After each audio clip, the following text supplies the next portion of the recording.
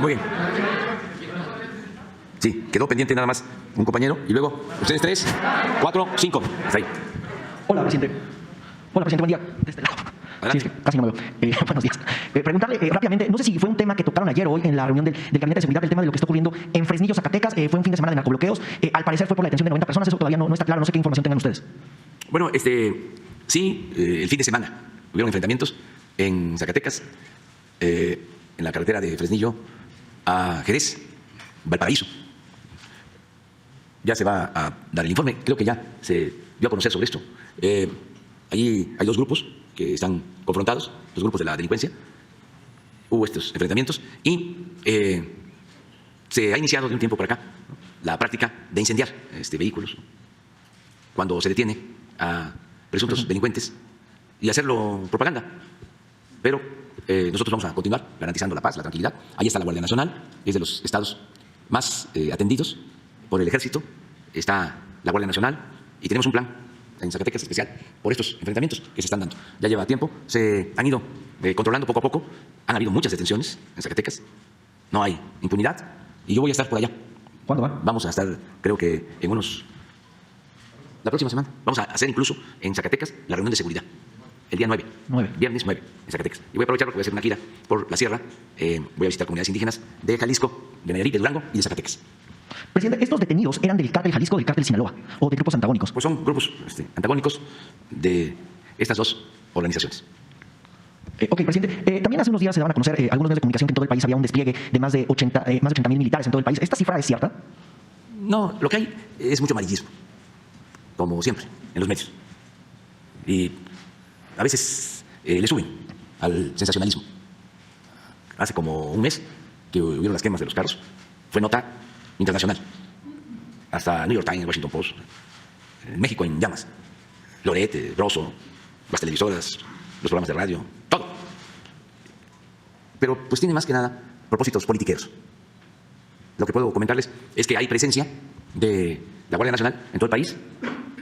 Son 115.000 elementos de la Guardia Nacional. Ya se ha ido avanzando mucho. Hay 19 estados de la República en donde hay más elementos de la Guardia Nacional que policías estatales. Creo que ya subió el número de elementos de la Guardia Nacional, ¿no? Según la lámina que estoy viendo ahí. 105, a 118 en total, pero 105 operativos. Okay. O sea, esto nunca se había visto. Lo más que tuvo ese organismo que se creó con Cedillo, que fue la Policía Federal, fueron 40.000 elementos. Y se echó a perder esa corporación. De ahí salieron todos los que están ahora en la cárcel acusados de tortura y de violación de derechos humanos, de la llamada Policía Federal. Y en su mejor momento, cuantitativamente, llegó a tener 40.000 elementos. Ahora, la Guardia Nacional, 118.000 elementos, capacitados, formados. Y esto es lo que queremos, porque no voy a quitar el dedo del renglón, que una vez que se concluya, porque va a aumentar a cerca de 150.000 elementos. Ahora tenemos terminados como 260 cuarteles, porque es una estrategia territorial. O sea, no es concentrar a todos estos elementos, como se hacía en la Policía Federal, en Iztapalapa, 2, 3 cuarteles. Y se agravaba la situación en Zacatecas, allá van los de la Policía Federal, a acampar en lugares inadecuados, a la intemperie, en hoteles, muchas veces solo para cumplir con el expediente. Ahora no, ahora 200, sí, pero miren la distribución. Donde tenemos más, Jalisco 30, Michoacán 33, y son 120 elementos por cuartel.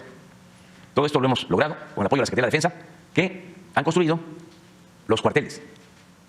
Es una hectárea, agradecemos mucho a las autoridades municipales, incluso a particulares que aportan los terrenos, y tienen aulas, dormitorios para personal masculino, femenino, tienen pues toda la barra perimetral, la vigilancia, incluso jardines, espacios deportivos. 35 millones de pesos por cuartel. Planta de tratamiento para agua, todo lo que es el servicio de energía eléctrica. ¿No tienes fotos de unos cuarteles? Si esto se hiciera con el sistema corrupto de antes, no, pues no cobran 35 millones, 150, 200, y no los terminan en 3, 4 o 6 meses. Pero además, lo cualitativo, el profesionalismo. Entonces, esta institución encargada de la seguridad de los mexicanos en todo el país, porque son 242, pero van a llegar a 594 instalaciones antes de que terminemos, de acuerdo a este plan. Bueno, esta institución de cerca de 150.000 elementos, con cuarteles, distribuidos territorialmente, como se requiere, queremos que quede adscrita a la Secretaría de la Defensa, que ese es otro asunto. Y que es la iniciativa preferente, ¿no? Que es la iniciativa que voy a enviar el día primero. Y que hay oposición de los conservadores que no quieren aprobar nada. Ni esto, ni algo todavía de mayor beneficio para el pueblo. Acuérdense que cuando propuse que las pensiones para los adultos mayores se elevaran a rango constitucional, estos reaccionarios, corruptos, conservadores, votaron en contra. Y eso lo tengo que estar refrescando porque la gente tiene que saber de cómo actúan. No le tienen amor al pueblo. Y esto, este es un cuartel. A ver si no tienes algo al interior. Ahí está la barda, miren, las casetas. Son dormitorios para 120 elementos, oficinas, aulas de reunión. Miren. Hoy sale en la encuesta del Universal que el 80% de la población, lo que ya dimos a conocer aquí, de la encuesta del INEGI, está de acuerdo en que la Guardia Nacional dependa de la Secretaría de la Defensa. 80%. Y eso no lo quieren tomar en cuenta los legisladores ni los expertos. Porque pues ellos tienen una visión distinta, ¿no? Nosotros tenemos la obligación de decir qué es lo que conviene. ¿Le pedí entonces a los legisladores que realizaran esa encuesta? No, esos ya tienen información, o sea, lo saben. Es como cuando se votó la reforma eléctrica, que no sabían de que, oponiéndose como lo hicieron, estaban afectando a la Comisión Federal de Electricidad, una empresa pública, y favoreciendo a Iberdrola, una empresa eléctrica extranjera. Pues claro que lo sabían.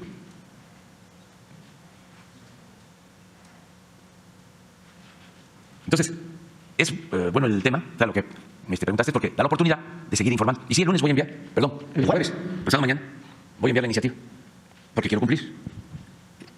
Lo mismo en el caso de la decisión que tendrá que tomar la Corte sobre las detenciones de delincuentes que requieren de prisión preventiva, porque de lo contrario va a seguir la impunidad en el Poder Judicial y eso afecta mucho. Y no estoy inventando nada. Hace como 4 días di a conocer cómo se detiene a un presunto delincuente, generador de violencia, en Colima. El caso de la vaca. Sí. Y ya en la madrugada, y el juez ya lo había dejado en libertad. Nada más porque no dormimos, tenemos que estar pendientes. Ya se vio que este señor tiene 2 órdenes de aprehensión por delitos graves. Y ya estaban a punto de soltarlo. Y por lo mismo que porque estaba mal integrada la averiguación. Imagínense en estos casos lo que sucedería. Los jueces liberarían a diestra y siniestra. Si ya lo hacen, se agravaría el problema. Si el Poder Judicial estuviese moralizado, entonces no tendríamos nada de qué preocuparnos. Pero el Poder Judicial sigue siendo el Poder Judicial de tiempos atrás, caracterizado por la corrupción, con honrosas excepciones, para no generalizar. Un día voy a dar a conocer, es más, mañana, todos los casos que tenemos así.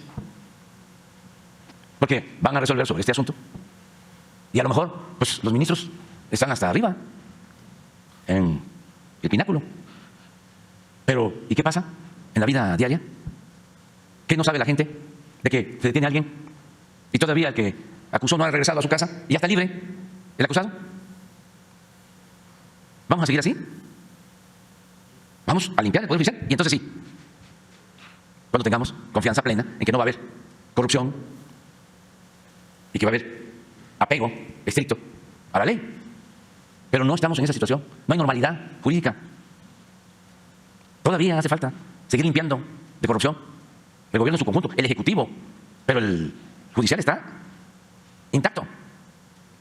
Jueces que ni siquiera les importa el pueblo. No existe pueblo para ellos. Son jueces para defender intereses de grupos de intereses creados. Todos estos que defienden a las empresas extranjeras. Todo ese andamiaje jurídico que se creó para defender las privatizaciones. Ahí está intacto. Hace falta seguir avanzando. Y nosotros no podemos quedarnos callados en estos casos, porque imagínense todo el esfuerzo que se hace, el riesgo para servidores públicos. que son amenazados. En este asunto de la libertad de este presunto delincuente, hay el asesinato de servidores públicos. En Tamaulipas. ¿Sí? Entonces son cuestiones muy graves, no nos podemos quedar callados.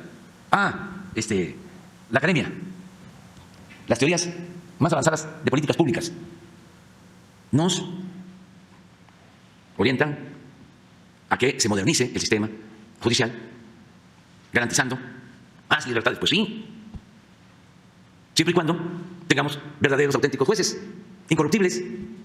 Si no, pues es el cuento de nunca acabar. Es mantener la impunidad. Presidente, esto faltaría limpieza en la autoridad ministerial y en el juez, ¿no? O sea, Sí, en las dos, ¿no? Sí. Hace falta.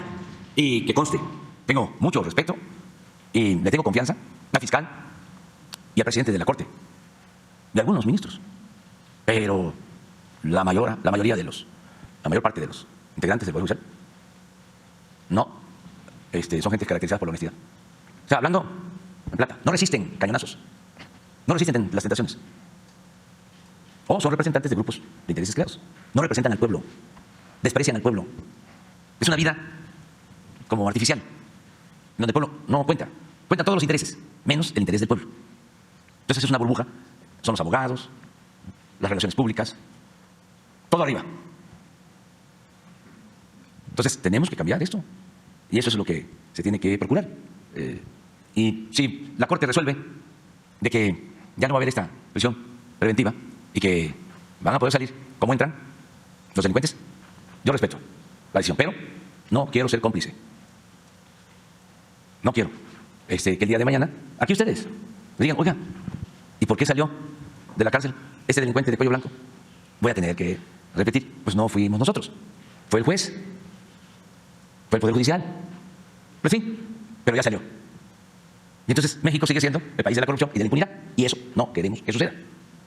Porque nada ha dañado más a México que la deshonestidad de los gobernantes. Es todo esto que acaba de pasar en el documental, una vergüenza. Imagínense en el mundo. México de tortura, México donde un presidente está subordinado a un hombre fuerte, a un policía, donde los medios de comunicación son parte de las complicidades para violar derechos humanos, para manipular al pueblo, para engañar a la gente. No, México no es eso.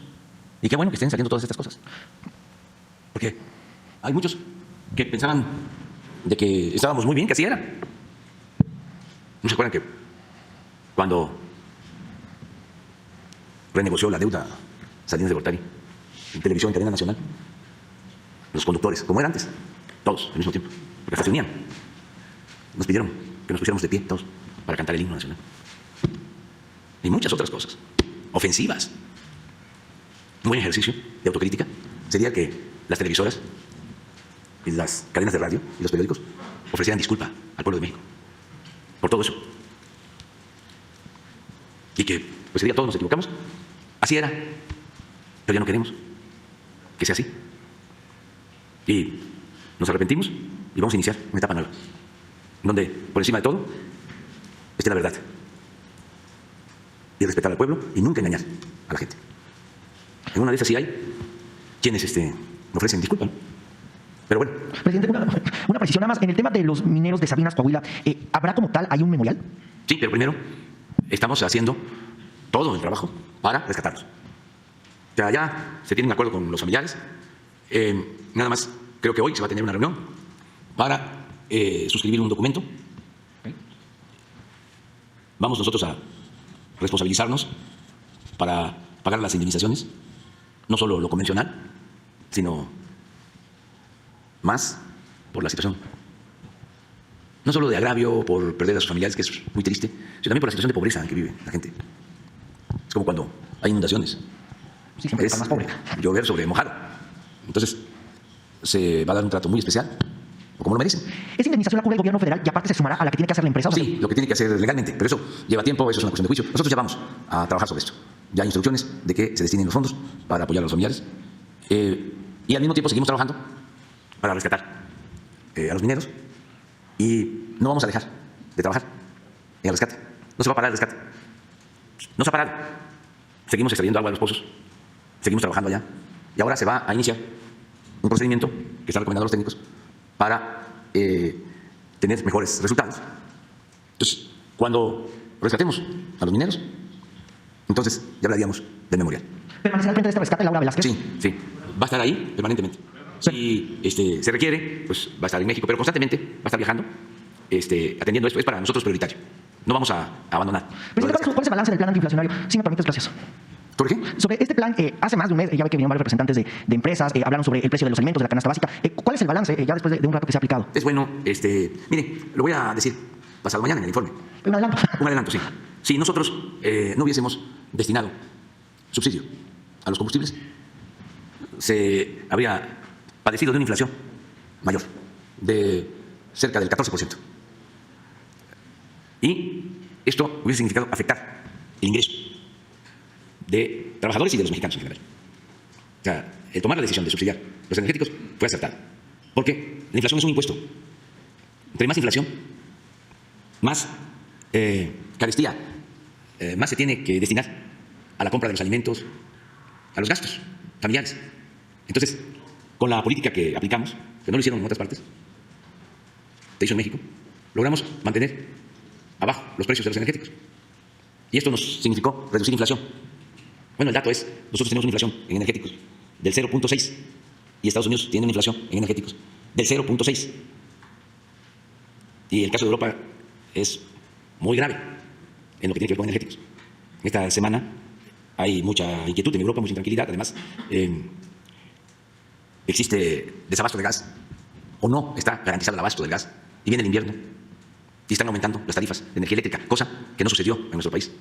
Nada más que esto pues, está muy difícil que se escuche en un reportaje de radio o de televisión o que se lea en un periódico. Porque los medios en el país, yo creo que para no exagerar, el 95% de los medios convencionales, porque pueden ser más, puede ser como el 98%, está en contra de nosotros. Algo nunca visto. Bueno, en la época del presidente Madero. Pero es un timbre de orgullo, porque no se había visto. Siempre los medios aplaudiendo al gobierno. La consigna de obedecer y callar, como vasallos. Ahora están desatados. Programas de análisis en la televisión, con los expertos, pseudos intelectuales, todos en contra. Todos. Y ahora los estoy notando que ya no es solo por el dinero, sino porque no tienen argumentos y están perdiendo el debate. Entonces les está saliendo todo su racismo, el clasismo, toda su rabia, insultos y desde luego calumnias. Estaba yo viendo a Aguilar Camín descompuesto, ¿no? Nunca ha pasado esto. Creo que por lo de Ayotzinapa. Pues nos comprometimos, en el caso de Ayotzinapa, a dar a conocer la verdad y a castigar a los responsables. Y como todos ellos se fueron con la llamada verdad histórica, sirvieron para legitimar todo ese engaño, cómo darle carpetazo al asunto. Ahora pues están al descubierto y no les queda más que insultar. Enfurecidos. Pero no engañamos a nadie.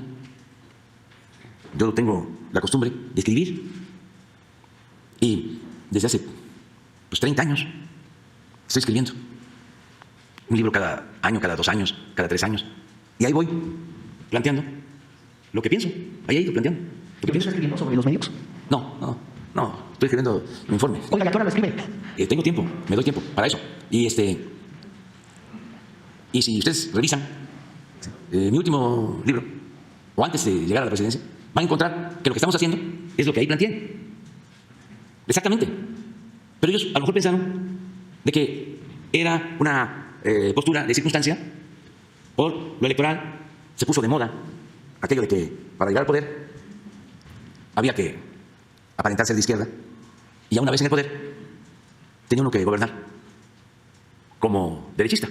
Decían, es como el violín, se agarra con la izquierda, pero se toca con la derecha. No. Entonces, por eso se sorprende mucho. Pero si ven el libro de antes de la elección, que se llama La Salida, ahí está la propuesta. Ahí está Ayotzinapa. Ahí está el que no se iban a permitir los privilegios fiscales. Ahí está lo de la pensión para los adultos mayores. Ahí está lo de las refinerías. Dejar de vender petróleo crudo y comprar gasolinas, el cambio, sino producir aquí las gasolinas. Ahí está el programa de salud. Ahí está planteado. O sea, nadie puede llamarse engaño. Y por eso votó la gente. Votaron por una transformación, por un cambio. Por eso ofrezco disculpa y les recomiendo que no se enojen. Que vamos a seguir debatiendo y que lo hagamos con honestidad y que tengamos capacidad para rectificar, no caer en la autocomplacencia. Somos seres humanos, todos nos equivocamos. ¿Por qué no actuar con humildad? El poder es humildad. Pero bueno, adelante. Esperamos que esta información haya sido de tu agrado. Suscríbete, activa la campanita, comparte y dale like.